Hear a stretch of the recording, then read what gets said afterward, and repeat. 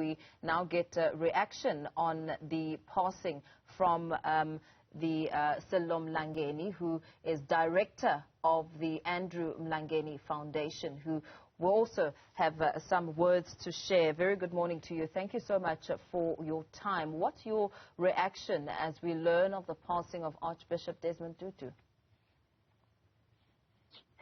Good morning, and thank you for the opportunity. Of course, this is very sad that we have lost the Arch, as was affectionately called.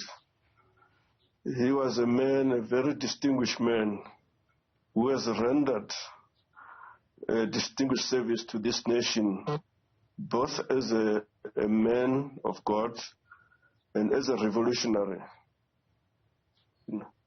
So I think it is a great loss to the country and the world at large. A lot of the anecdotes that we've heard throughout the past few days, in fact, have been some that we heard and learnt of when your own father, anti-apartheid struggle stalwart Andrew Mlangeni, passed away. As you know, you listen into what some people have been saying, and you also reflect on his passing. What comes to your mind as you recall perhaps the Arch and your father and the role of men who've been described as freedom fighters and family men? Yeah, he was indeed a freedom fighter. And one of the outstanding things about him, I remember when I met him in Denmark. He came to Denmark there. And, you know, every time he was preaching that love your neighbor, even your enemy, you know, he was always talking peace, even under very difficult situation. He continued to preach, to say we should love one another and forgive our enemies. You know, and I remember one of the times when he was in Denmark.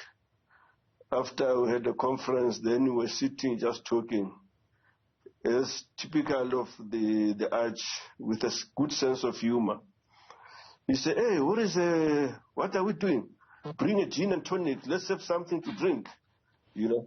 Yeah. And we all laughed, and you know, he was that man with a good sense of humor, and always, you know, he wanted to see people, you know, enjoying themselves, and at the same time that we should be able to forgive even those who have done serious and horrendous actions towards us. But he was always preaching to forgive, and will say, God loves us all.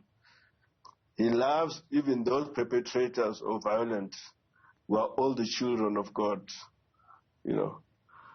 And, yeah, I don't have enough words to describe the Arch, because he's a very distinguished man, and he has done a lot for this country. And we can see also it was not only South Africa. He was also fighting against the injustices that we see today being perpetrated against the Palestinian people. You know, he was very outspoken when it came to that. And even the treatment of the Dalai Lama. As you might recall how angry he was when our government refused to give the Dalai Lama to come to South Africa to celebrate his 80th birthday. You know, that's the Archbishop. He was fearless, whether it was the apartheid government or our new government. He would speak truth to power. That's how the bishop was. And it's so sad that we have to, you know, speak about him in the past. You know, I'm very heartbroken, to say the least.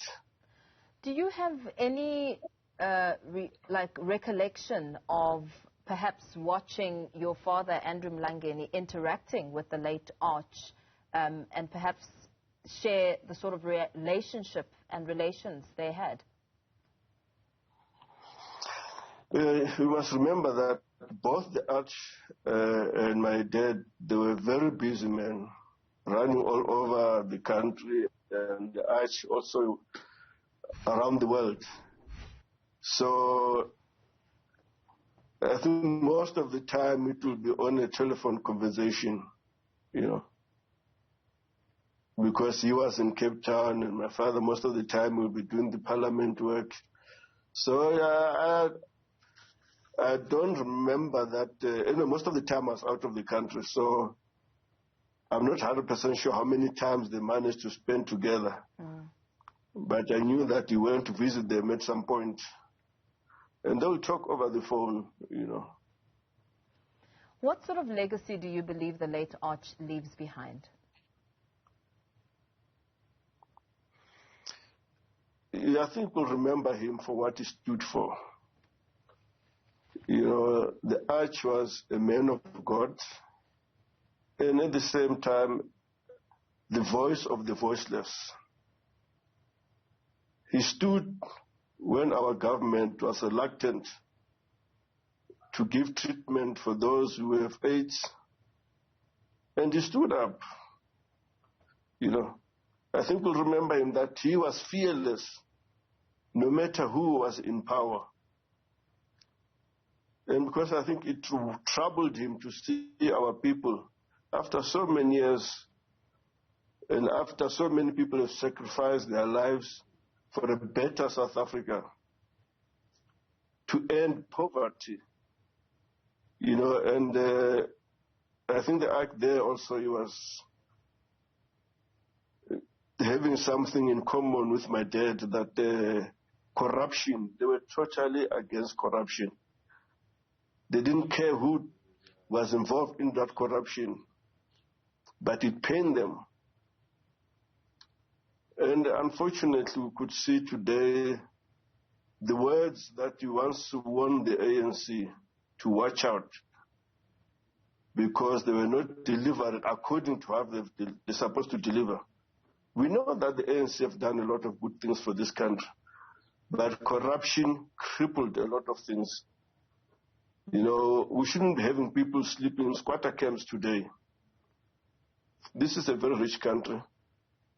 And the bishop also pointed out that ANC, watch out, if you don't deliver to the people, you must watch out. And we've seen now with the local election what have happened,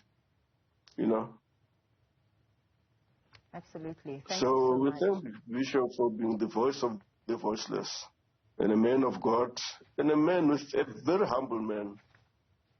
He was very dignified and loved all over the world, not only in South Africa. Wherever he grew, people loved him for what he stood for.